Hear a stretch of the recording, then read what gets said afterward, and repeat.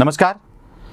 भारतीय जीवन पद्धती, खास करून हिंदू जीवन पद्धतीमध्ये सातत्यानं धार्मिक जातीय उन्माद आढळतो का?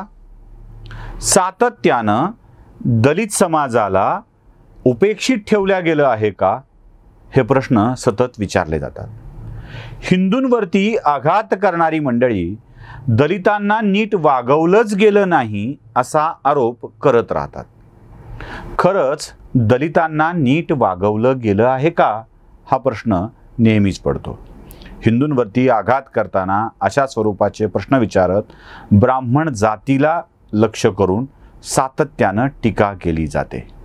याविषयी आपण सतत बोलत राहणार आहोत. मागही केलं होतं आणि मी तुम्हाला विचारलं होतं की या विषयावर काही बोलणं अपेक्षित आहे का. तेव्हा अनेकांनी मला सांगितलं की यात आलं पाहिजे, म्हणूनच हा विषय मांडण्यासाठी मी आपल्यासमोर आलेलो आहे. मी मागच्या एका व्हिडिओमध्ये काही संदर्भ दिले होते.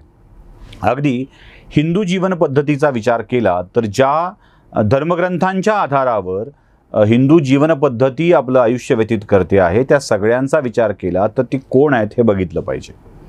सगळ्यात पहिल्यांदा महर्षी वेदव्यासांचा विचार येतो की ज्या वेदव्यासांच्या रचनेवरती म्हणजे गजाननाच्या आज्ञेनी महर्षी वेदव्यासांनी जे लिहिलं त्या वेदांच्या आधारावर, त्या महाभारताच्या आधारावर हिंदू जीवन पद्धती असते असं म्हटलं जातं. ते महर्षी वेदव्यास ब्राह्मण नव्हते. पुढे वर्णानी ब्राह्मण झाले, कर्मानी ब्राह्मण झाले. ते महर्षी वेदव्यास हे कोळी होते हे किती लोकांना ठाऊक आहे. महर्षी वाल्मिकींनी रामायण लिहिलं, जी कथा रामायण आणि महाभारताच्या कथा हिंदू जीवन पद्धतीमधल्या एक आदर्शवत कथा आहेत. व्यासोच्छिष्टम जगत सर्वम असं म्हटलं जातं. म्हणजे हे जगातलं संपूर्ण ज्ञान ही व्यासाची उष्टावळ आहे असं म्हटलं जातं. आता असलेलं नव्याने मांडत असलेलं ज्ञान म्हणजे मी जे बोलतोय ती सुद्धा व्यासाची उष्टावळच आहे असं म्हटलं जातं. कोणीही नवं काही सांगितलं तर ते व्यासाने लिहिलेलं असतं असंही बोललं जातं. ते महर्षी वेदव्यास, महर्षी वाल्मिकी ब्राह्मण नव्हते, जन्मानी ब्राह्मण नव्हते. ते कर्मानी महर्षी झाले, हे विसरून चालणार नाही.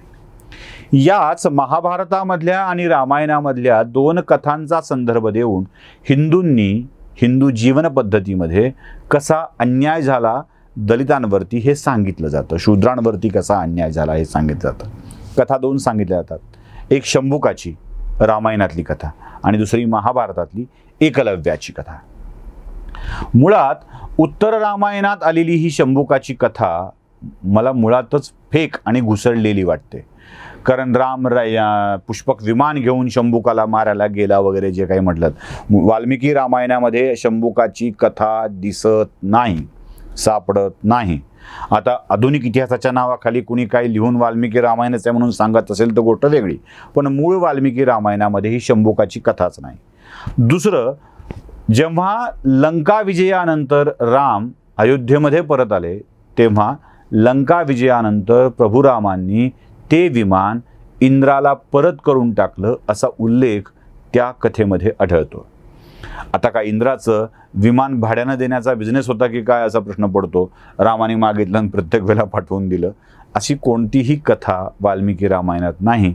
त्यामुळं शंभुकाच्या वधाची कथा ही घुसळलेली आहे, खोटी आहे. पण रामायणातली कथा मात्र मी खोटी म्हणणार नाही. एकलव्याचा अंगठा काढून घेण्याची कृती, एक भिल्लाचा मुलगा, आदिवासीचा मुलगा शस्त्रार्जन करू लागतो तेव्हा त्याचा अंगठा काढून घेण्याची दुष्कर्म द्रोणाचार्य करतात, एक ब्राह्मण गुरु करतो आणि हा दलितांवरचा अन्याय आहे अशा स्वरूपामध्ये ते मांडलं जातं. अगदी द्रोणाचार्य पुरस्कार देखील बंद करा अशी मागणी आली. द्रोणाचार्य पुरस्कार दिले जात नाहीत कारण द्रोणाचार्य ब्राह्मण होते. आता मला त्यात पुढे सांगायचं आहे. द्रोणाचार्यांनी एकलव्याला जेव्हा विचारलं तू कोण आहेस, म्हणजे ती कथा तुम्हाला ठाऊक असेल की त्याने आपल्या धनुर्विद्येच्या जोरावरती कुत्र्याचा आवाज बंद केला होता आणि त्यानं सांगितलं गुरुजी मी तुमचाच शिष्य आहे. तेव्हा त्याला त्याचा परिचय विचारला गेला. तेव्हा एकलव्याने आपल्या पित्याचं जे नाव सांगितलं आणि त्याचं काम सांगितलं ते खूप महत्त्वाचं आहे. एकलव्य आपल्या पित्याचं नाव सांगतो हिरण्यवधू आणि हा हिरण्यधनू एकलव्य आपल्या पित्याचं नाव सांगतो हिरण्यधनू, आणि हा हिरण्यधनू नावाचा व्यक्ती मगध देशाचा राजा जरासंध याचा सेनापती असतो. प्रश्न पहिला, हिरण्यधनू दलित होता, आदिवासी होता आणि तो मगध देशाच्या राजाचा सेनापती होता. इट मीन्स आदिवासी असलेल्या व्यक्तीला सेनापती होता येत होतं. म्हणजे जर तो आदिवासी आहे हे मान्य केलं तर सेनापती होता येत होतं. दुसरी गोष्ट, एखाद्या आपल्या राजाच्या विरोधातल्या राज्याच्या सेनापतीचा मुलगा शस्त्रसंपन्न होण्याची मागणी करतो आहे आणि त्याला त्याच्या गुरूंनी शस्त्रसंपन्न केलं तर ते आपल्या राजाच्या अंगलट येण्याचीच जास्त शक्यता असते. त्यामुळे विरोधी राज्यातल्या एखाद्या सेनापतीच्या मुलाला शस्त्रसंपन्न करण्याचा मूर्खपणा कोणताही गुरु करणार नाही, जो मूर्खपणा द्रोणाचार्यांनी करणं टाळलं. आपल्या राजाची चिंता वाहणं म्हणजे आपल्या क्षत्रिय राजाची चिंता वाहणं हे ब्राह्मणाचं कर्तव्य होतं, ब्राह्मण गुरुचं कर्तव्य होतं आणि ते त्यांनी पार पाडलं. आता यासाठी स्वतःवर पक्षपाती असल्याचा ठपका देखील ठेवून घेतला. आता जर थोडंसं आधुनिक संबंधानं याच्याकडे आपण बघूया. आधुनिक संबंधांनी यासाठी बघितलं पाहिजे की समजा भारताचे लष्कर प्रमुख आहेत आणि लष्कर प्रमुखांच्या ताब्यामध्ये अण्वस्त्र आहेत, पण ही अण्वस्त्र चालवण्यासाठीची परवानगी ही लष्कर प्रमुखांच्याकडे नसते, ती भारताच्या राष्ट्रपती आणि पंतप्रधानांच्याकडे असते. म्हणजे चिनी लष्कराचे प्रमुख म्हणून राष्ट्रपती असतात, त्यांच्याकडे ती असते, पंतप्रधानांच्याकडे असते. अण्वस्त्राचं बटन आपण जे गमतीत म्हणतो की सगळे न्यूक्लिअर वेपनचं बटन जे असतं ते प्रेसिडेंटकडं म्हणजे पंतप्रधानांच्याकडं असतं. अमेरिकेतही असंच आहे. लष्कर प्रमुखाकडे नसतं, ते राष्ट्रप्रमुखाकडे असतं, राजाकडे असतं. कोणती अस्त्र आपल्या सेनापतींच्याकडे असावी आणि ते चालवण्याची परवानगी राजाकडे असावी यासाठीचे नियम आहेत. सगळीच अस्त्र जर सैन्याकडे देऊन टाकली तर उद्या सैन्य तेच अस्त्र आपल्या राजाविरुद्ध चालवल्याशिवाय राहणार नाही. याचा दुष्परिणाम कुठे कुठे होतो आपण बघितलाय. पाकिस्तानामध्ये किती वेळेला लष्करानं पाकिस्तानातील लोकशाहीची सत्ता उलथवून टाकली आहे. म्हणजे नवाज शरीफ, बेनजीर भुट्टो या सगळ्यांनाच लष्करानं उलथवून टाकलेलं आहे. अगदी जुल्फिकार अली भुट्टो या सगळ्यांना, काही जणांना तर फाशी देण्याचं काम सुद्धा पाकिस्तानी लष्करानं केलेलं आहे. जेव्हा सत्ता अस्त्र लष्कराच्या हाती सुपूर्द होतात, ते वापराचे अधिकार लष्कराच्या हाती सुपूर्द होतात, तेव्हा लष्कर राजावरती हावी बनतं, हे आपण बघितलेलं आहे. त्यामुळं ब्रह्मास्त्रासारखी अस्त्र त्यावेळी असतीलच तर ती ब्रह्मास्त्रासारखी परिणामकारक लक्ष भेदणारी अस्त्र ही कोणाच्या हातामध्ये असावी याचे काही नियम असतील. सेनापतीच्या, सैन्याच्या हातामध्ये ती कशी असली पाहिजेत. जर भेदक संहारक अस्त्र असतील तर ती क्षत्रियाच्याच हाती असावीत असं द्रोणाचार्यांना वाटत असावं. म्हणूनच द्रोणाचार्यांनी ती विद्या फक्त क्षत्रियाला शिकवली. द्रोणाचार्यांनी फक्त ब्राह्मणाला शिकवली असं नव्हे, क्षत्रियाला शिकवली. कारण काही विशिष्ट अस्त्र क्षत्रियाच्या हातामध्ये असली पाहिजेत. यात अर्धाच भाग सांगून द्रोणाचार्यांना खलनायक ठरवल्या गेलं. जे परशुरामाच्या विषयामध्ये झालं तेच द्रोणाचार्यांच्या विषयामध्ये झालं. जरा पुढे जाऊया आपण.